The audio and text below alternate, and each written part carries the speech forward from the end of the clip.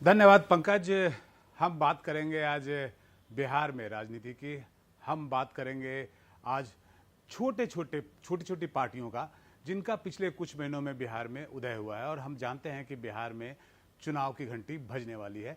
और जब जब बिहार में चुनाव की घंटी बजती है तो छोटी छोटी पार्टियां पता नहीं कहां से, लेकिन वो जमीन पे आ जाती हैं और उसके पीछे कुछ बड़े बड़े नाम भी जुड़ते हैं। हमने पहले देखा प्रशांत किशोर को, वो अपनी पार्टी जनसुराज लेके उतरे। हालांकि उस पार्टी ने एक बाई इलेक्शन भी लड़ा और एक उनके एमएलसी भी हैं, तो मोटे तौर पे उसे एक राजनीतिक पार्टी का दर्जा दिया जा सकता है। लेकिन उसके बाद हमने कल देखा शिवदीप लांडे, जो कि बिहार काडर के आईपीएस ऑफिसर हैं, महाराष्ट्र से ताल्लुक रखते हैं, और उन्होंने भी एक हिंद पार्टी के नाम से एक पॉलिटिकल पार्टी की घोषणा कर दी और उन्होंने कहा कि पूरे 243 सीटों पे वो चुनाव लड़ेंगे। उसके पहले पुष्पम प्रिया चौधरी एक एनआरआई महिला हैं जो प्लूरल्स के नाम से पार्टी चलाती हैं, एनआरआई हैं, लंदन में रहती हैं, लेकिन जब जब चुनाव आता है उसके 2 महीने पहले वो पूरे बिहार में दिखने लगती हैं, उनके एड छपने लगते हैं, उनके बैनर पोस्टर लगने लगते हैं। और सबसे बड़ा सवाल ये है कि आखिर इन पार्टियों के पीछे है कौन, इनको पैसे कहाँ से आते हैं, ये बाकी के 5 साल कहाँ रहते हैं और अचानक चुनाव के समय कैसे पैदा हो जाते हैं, और इनके पैदा होने से, इनके ज़मीन पर आने से इनको फ़ायदा क्या होता है। इन्हीं सारी मुद्दाओं पे आज हम चर्चा करेंगे। हमारे साथ मौजूद हैं फैजान अहमद जी, बिहार के बहुत ही वरिष्ठ पत्रकार हैं, हिंदी, उर्दू और इंग्लिश तीनों के जानकार हैं, 30 साल से ज़्यादा का तजुर्बा है बिहार की राजनीति में। फैजान जी, बहुत बहुत धन्यवाद एनडीटीवी पर हमसे बात करने के लिए, हमसे जुड़ने के लिए। ये बताइए सर कि ये आप देख रहे हैं, आपने एक लंबी लिस्ट तैयार की हुई है, पहले तो वो लिस्ट हमारे दर्शकों को दिखाइए और ये बताइए कि आखिर ये जो पार्टियां हैं, जैसा मैंने नाम लिया, शिवदीप लांडे हैं, पुष्पम प्रिया चौधरी हैं, या और भी जो लोग, ये पार्टियां हैं कौन, ये कहाँ से आती हैं और कैसे ये चुनाव के ठीक पहले पैदा हो जाती हैं, चुनाव खत्म होने के बाद गायब भी हो जाती हैं? यह आपने बड़ा अच्छा मुद्दा चुना है, क्योंकि एक नई पार्टी हिंद सेना के नाम से कल पैदा हुई है पटना में, और इसके पीछे हैं शिवदीप वामन राव लांडे।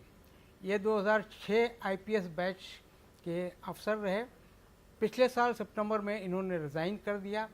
ये आखिरी इनकी पोस्टिंग पूर्णिया में एज इंस्पेक्टर जनरल हुआ करती थी। अब ये इन्होंने पार्टी बनाई है, कल ऐलान किया कि सभी 243 सीटों पर चुनाव लड़ेंगे। उससे पहले देखिए, अक्टूबर में पार्टी बनी जन स्वराज के नाम से। प्रशांत किशोर एक जाना पहचाना नाम है चुनावी रणनीतिकार के तौर पर। उन्होंने अपनी पार्टी जन स्वराज पार्टी बनाई। 4 उपचुनाव, विधानसभा के उपचुनाव हुए 4, वहाँ उन्होंने कैंडिडेट खड़े किए, लेकिन सब जगह इनकी पोजीशन तीसरी या चौथी रही। उससे पहले देखिए और भी बहुत सी पार्टियां बनी हैं, और ये आपने सही कहा कि चुनाव जब आने वाला होता है, खासतौर से विधानसभा चुनाव, तो नई नई पार्टियों का उदय होता है, नई नई पार्टियां बन के सामने आती हैं।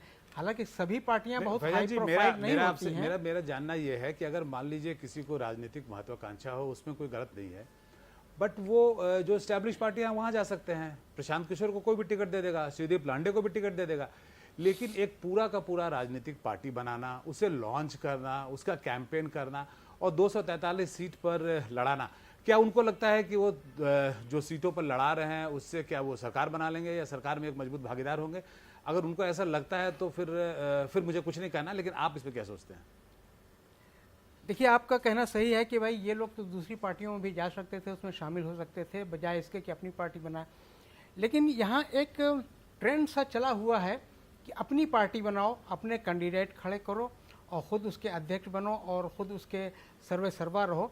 अब इसमें इनका क्या सोशल महत्व दिखाने की बात होती है, सामाजिक महत्व अपना दिखाना होता है, या उनको राजनीति में अपना दमखम दिखाना होता है, ये अलग बात है। लेकिन देखिए, ऐसा नहीं है कि जो भी पार्टियां यहाँ बनी सब बहुत आगे बढ़ गई हों। मैं अभी कुछ ऐसी पार्टियों का नाम ले रहा हूँ जो बने हुए कई साल हो गए, उनके ये भी हैं, आपको विधायक भी हैं।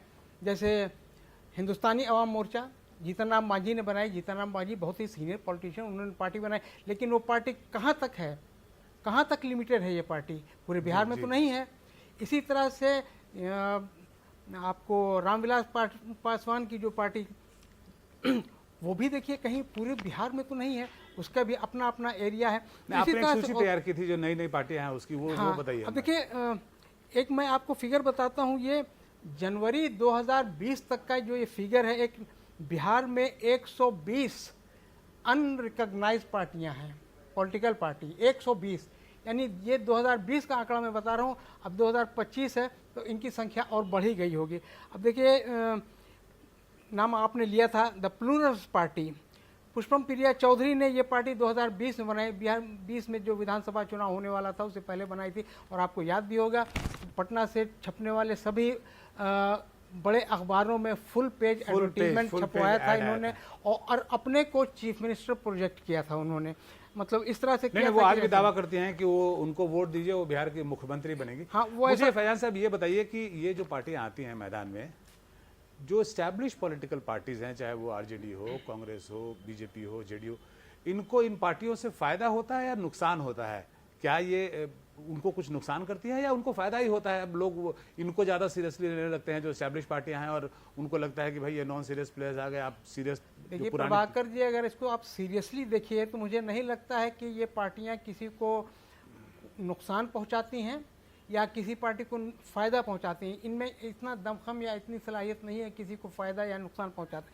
अब आप मुझे ये बताइए, जनवादी पार्टी है, जन अधिकार पार्टी है, सोशल डेमोक्रेटिक पार्टी है, बहुजन मुक्ति पार्टी है, लोकतांत्रिक जनता दल है, समाजवादी जनता दल है। सर ये आपसे ये ये बड़ी लंबी लिस्ट है। ये प्रॉपर्टी यहाँ ये ऐसी पार्टियां हैं जो इलेक्शन भी लड़ी हैं कभी कभी, लेकिन इनका कहीं कोई असर नहीं है। बिल्कुल आपने बताया, और ये इसकी लिस्ट बड़ी लंबी है, 150 से ऊपर आप बता ही रहे हैं। एक आखिरी सवाल आपसे फैजान साहब, ये बताइए कि ये जो कैंपेन करते हैं या 243 सीटों पर ये कैंडिडेट्स उतारते हैं, आखिर इनकी फंडिंग कौन करता है? क्योंकि एक आदमी को अगर एक विधायक का चुनाव लड़ना हो तो मुश्किल आती है। यहाँ पे आप कोई एक इंडिविजुअल खड़ा होता है, एक पॉलिटिकल पार्टी लॉन्च करता है और 243 सीटों पे अपने उम्मीदवार उतार देता है। तो आखिर कोई ना कोई तो इसके पीछे है जो इनको फंडिंग कर रहा है। और जितने भी हमने नाम लिए अभी पे, प्रशांत किशोर को देखिए, कितने उन्होंने पूरे बिहार में यात्रा की, उनके पीछे भी फंडिंग होगी। हालांकि उस पर लगातार जो राष्ट्रीय पार्टियां हैं वो सवाल उठाती रही हैं। बाकी आप शिवदीप लांडे हैं, ये तो एक इंडिविजुअल है ना, ये आईपीएस ऑफिसर हैं, एक इंडिविजुअल है। ये पूरी की पूरी पॉलिटिकल पार्टी लॉन्च करते हैं और कैंपेन भी करेंगे और सब जगह कैंडिडेट भी उतारेंगे। तो आखिर इसके पीछे फंडिंग कौन कर रहा है, पैसे कौन लगा रहा है? देखिए, जनता के दिलो दिमाग में ये सवाल बार बार उठ रहा है, खासतौर से जो अभी नई नई जो पार्टियां बन के आ रही हैं और हाई प्रोफाइल बन रही हैं। सवाल ये उठ रहा है कि आखिर इनकी फंडिंग कहाँ से हो रही है, कहाँ से उनको इतना पैसा आ रहा है कि वो 243 कैंडिडेट खड़ेंगे, सबको पैसा भी देंगे। जनस्वराज पार्टी ने तो यहाँ तक कहा कि आप हमें कैंडिडेट, अच्छा कैंडिडेट दीजिए, पैसे की फिक्र मत कीजिए, पैसा हमारी तरफ से। आखिर ये सवाल उठता है कि आखिर पैसा कहाँ से आ रहा है? आज जो इस्टेब्लिश पार्टियाँ हैं वो भी अपने कैंडिडेट्स को इलेक्शन में उतना पैसा नहीं दे पा रही हैं जितना कि खर्च होता है उनका। एक्चुअल जो खर्च इलेक्शन में होता है उसका आप अंदाज़ा नहीं लगा सकते हैं। वो वही अंदाज़ा लगा सकता है जो इलेक्शन लड़ता है या जो इलेक्शन लड़वाता है। लेकिन आखिर फिर ये क्यों ऐसा, आखिर ऐसा क्यों होता है कि वो इतना पैसा कहाँ से आता है? सही बात कहा कि वो पैसा कहाँ से आता है। और जो एस्टैब्लिश पॉलिटिकल पार्टियां हैं उन्हें भी दिक्कत होती है, उन्हें भी चुनाव लड़ाई में दिक्कत होती है, उन्हें भी पैसे जुगाड़ करने में दिक्कत होती है। और देखिए, आने वाला जो महीने हैं बिहार में वो और दिलचस्प होने वाले हैं, क्योंकि जैसे जैसे समय और नज़दीक आएगा चुनाव का, वैसे वैसे आपको इस तरह की दिलचस्प राजनीतिक खबरें जो है बिहार से मिलती रहेंगी। नई नई पार्टियों का उदय होता रहेगा, नए नए चेहरे जो हैं वो मैदान में उतरते रहेंगे। तो आज पटना से इतना ही था। विकास।